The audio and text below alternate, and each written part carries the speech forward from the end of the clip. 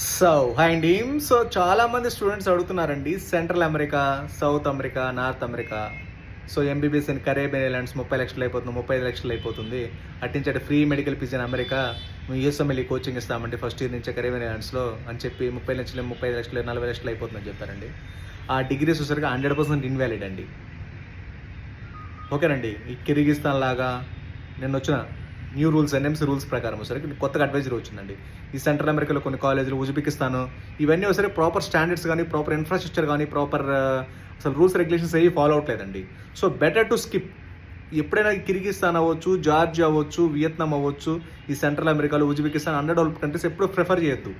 ఇప్పుడేదో ఆఫర్లు, డిస్కౌంట్లు అని ఇప్పుడు వెళ్ళారనుకోండి, ఫర్దర్గా వచ్చేసరికి ఒక 3-4 సంవత్సరాల తర్వాత ఫిలిపీన్స్ డిగ్రీ మాత్రం ఇన్వాలిడ్ అన్నారనుకోండి, తర్వాత టైం మనీ అంతా వేస్ట్ అవుతుంది. Better to Russia is the best option.